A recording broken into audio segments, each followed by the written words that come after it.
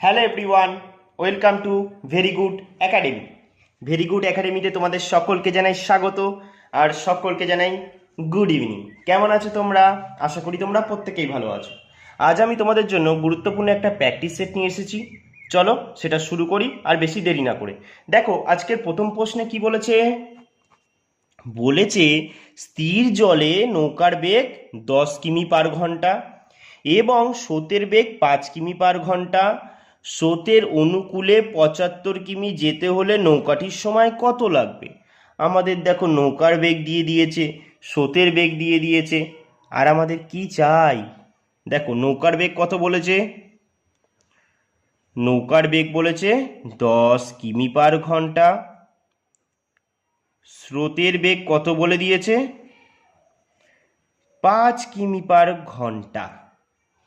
এবার নৌকাটি যাচ্ছে কোন দিকে? এই যে নৌকাটি দেখো, এত সুন্দর যে নৌকাটি আমি আঁকছি, এই নৌকাটা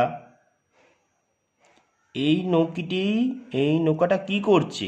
অনুকূলে যাচ্ছে, মানে যেদিকে স্রোত সেদিকে যাচ্ছে।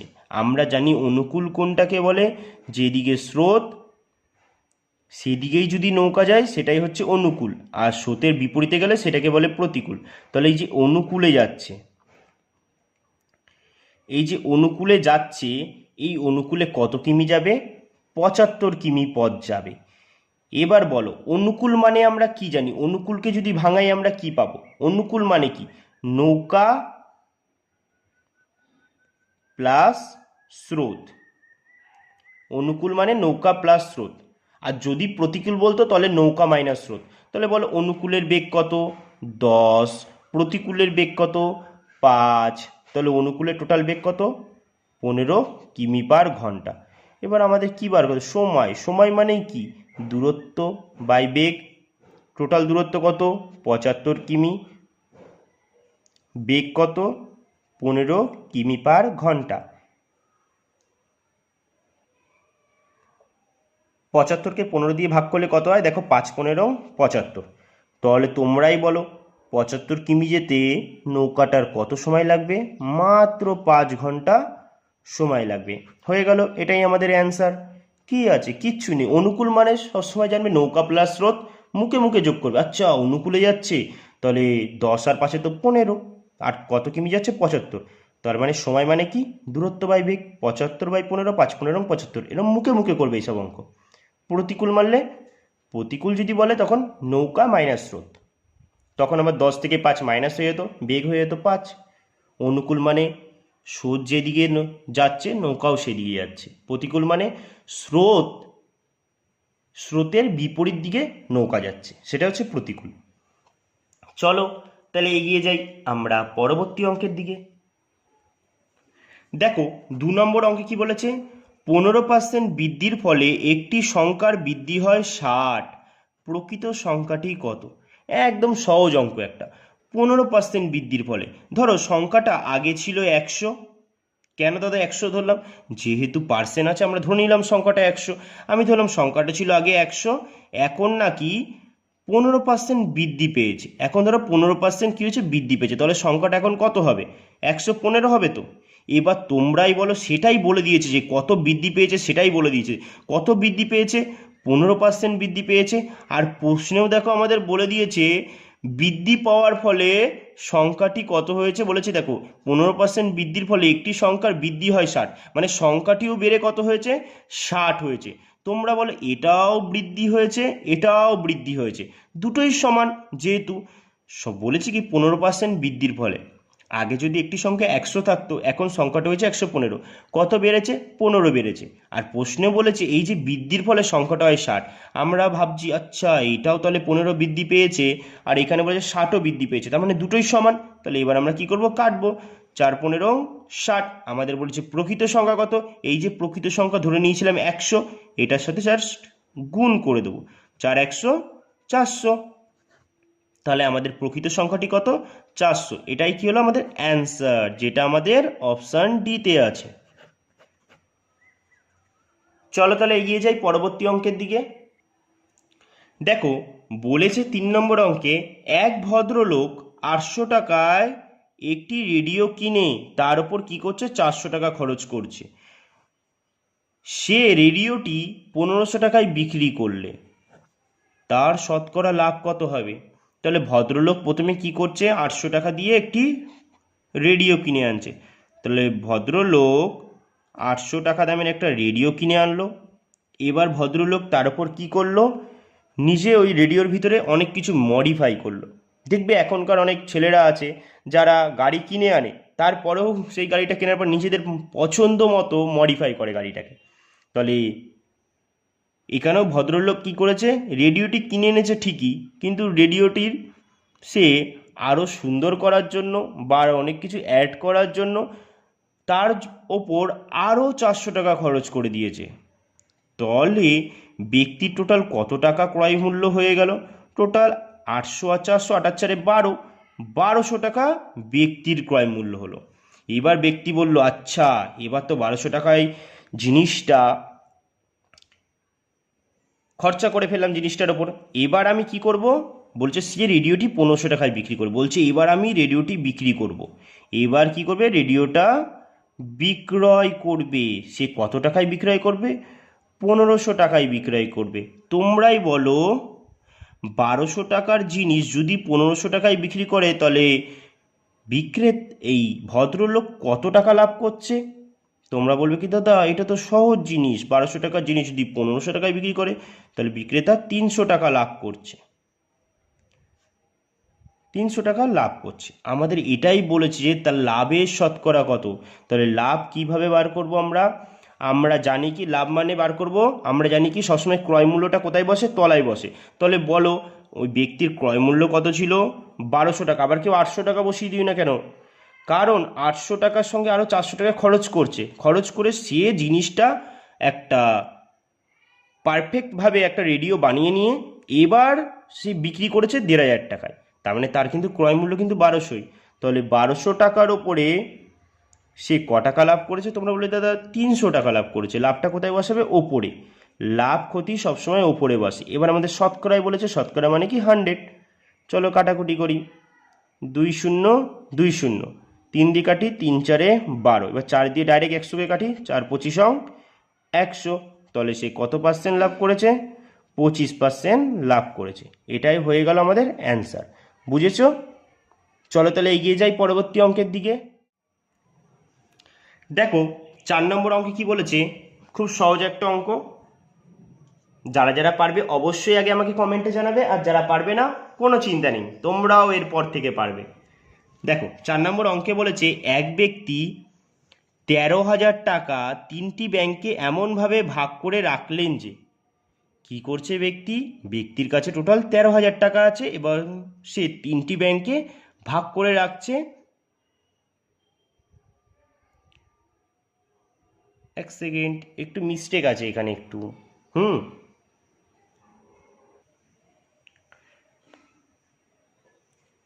দাঁড়াও একটু প্রশ্নটা লিখে নিই। তাহলে 5% হারে 4 বছরের সুদ, আর দ্বিতীয় অংশে বলেছে, দ্বিতীয় অংশে 6% হারে 6% হারে 5 বছরের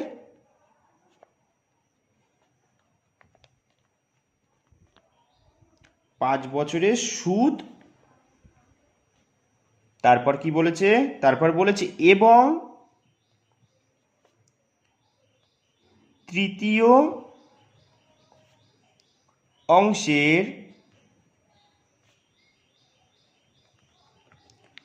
8% হারে 5 বছরের সুদ সমান হয়।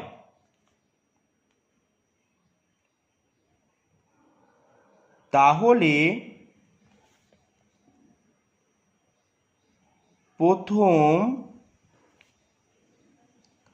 অংশ কত টাকা, এটাই বার করতে বলেছে। চলো এবার আমরা করে নিই। দেখো তাহলে আরেকবার পড়ে নিই। বলছে কি, এক ব্যক্তি 13,000 টাকার তিনটি ব্যাংকে এমনভাবে ভাগ করে রাখলেন যে প্রথম অংশে 5% হারে 4 বছরের, প্রথম এইটুকানি দেখো। তারপর বলছে দ্বিতীয় ব্যাংকে কত রেখে, দ্বিতীয় ব্যাংকে 6% হারে 5 বছরের, আর তৃতীয় ব্যাংকে বলেছে 8% হারে 5 বছরের জন্য নাকি সুদটা সমান। ভালো করে এই জায়গাটা দেখো কি বলেছে, সুদটা সমান। তাহলে প্রথম অংশে কত টাকা ছিল, চলো তাহলে বার করি। এক ব্যক্তির কাছে টোটাল কত টাকা আছে, টোটাল ব্যক্তির কাছে 13,000 টাকা আছে, তাই তো। ব্যক্তির কাছে মোট কত টাকা আছে, 13,000 টাকা আছে। এবার ব্যক্তি কি করছে, বলছে আমি এই 13,000 টাকাকে তিনটি ব্যাংকে রাখবো। তিনটি ব্যাংকে এবার কি করছে, বলছে একটা প্রথম ব্যাংকে রাখবে, আমরা ধরলাম এই যে প্রথম ব্যাংক, প্রথম ব্যাংকে রাখবে, আনলাম একটা দ্বিতীয় ব্যাংক,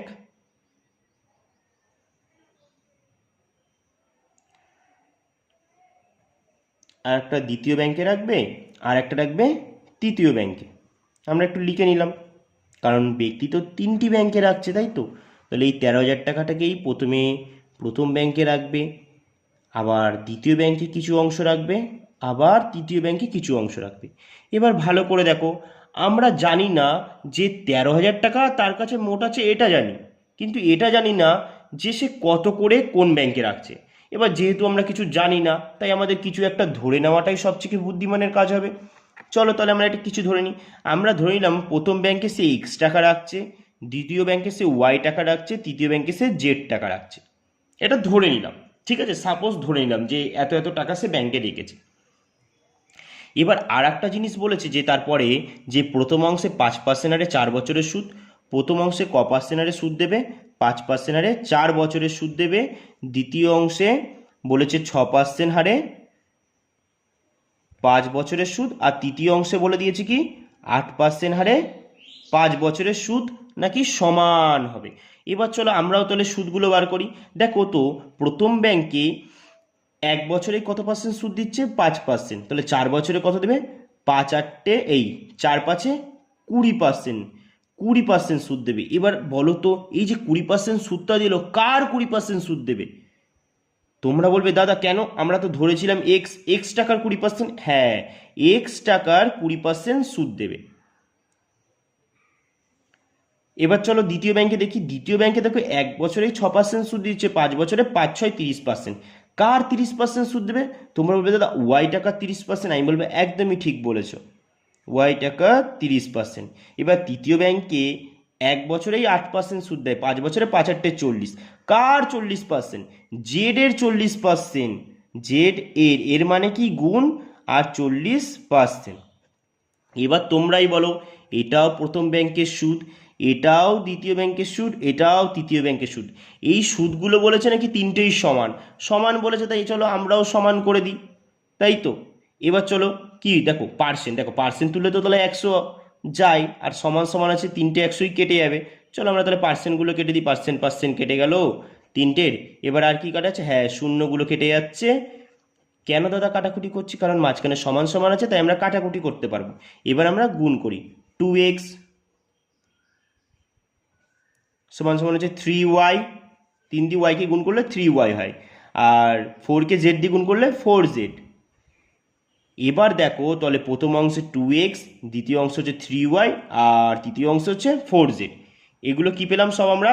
এবার আমরা এগুলো থেকে আমরা আসলের দিকে যাব, কারণ আমাদেরও একটা আসল বলে দিয়েছে, আমরাও আসলের দিকে যাব, আমরা 2D মডেলের দিকে এগাবো। এবার দাদা কি করব, আমাদের এর পরবর্তী কাজ হচ্ছে মাঝখানে যদি সমান সমান চিহ্ন থাকে, তখন আমরা কি করব, সংখ্যাগুলো লসাগু নিয়ে নিচে ভাগ করব। বুঝলে, মাঝখানে সমান সমান থাকলে সংখ্যাগুলো লসাগু নিয়ে নিচে ভাগ করব। কারণ কারণ এই যে এক্স ওয়াই জেড এদের পাশে যেই সংখ্যাগুলো আছে, এগুলোকে আমায় যে হোক করে সরাতে হবে, যে হোক করে ওদের পাশ থেকে সরাতেই হবে। তাহলে তার জন্য আমরা এদের লসাগু নিয়ে তলায় কি করব, ভাগ করে দেবো। তাহলে 2 3 4 এদের লসাগু কত হয়, তোমরা বলবে কি দাদা 12 হয়। হ্যাঁ 12 হয়। চলো তাহলে প্রত্যেকটাকে আমরা 12 দিয়ে ভাগ করে দিই। চলো 2 দিয়ে কাটলে দেখো কত হচ্ছে, 6 দুগুণি 12, 3 দিয়ে কাটলে 3 4 12, 4 দিয়ে কাটলে 3 4 12। তাহলে এক্স সমান এক্স কত পেলাম, x/6 সমান সমান ওয়াই হচ্ছে 4, আর হচ্ছে জেড হচ্ছে 3। তাহলে আমরা বলতেই পারি এক্স এর মান কত 6, ওয়াইয়ের হচ্ছে 4, জেড এর হচ্ছে 3। এবার তোমরাই বলো এটা হচ্ছে এক্স এর টাকা, এটা হচ্ছে ওয়াইয়ের টাকা, এটা হচ্ছে জেড এর টাকা। টোটাল এক্স এর টাকা কত 6 ভাগ, ওয়াইয়ের কত 4 ভাগ, আর জেড এর হচ্ছে 3 ভাগ। এটা তাদের মোট টাকা। আর মোট টাকা যদি আমি যোগ করি কত হচ্ছে 6 আর 4 10 আর 3 13, মোট টাকা হচ্ছে 13 ইউনিট। আর এখানেই দেখো তো প্রশ্নে আমাদের বলে দিয়েছে এক ব্যক্তি 13,000 টাকা 3টি ব্যাংকে রাখে, এটাও মোট টাকা।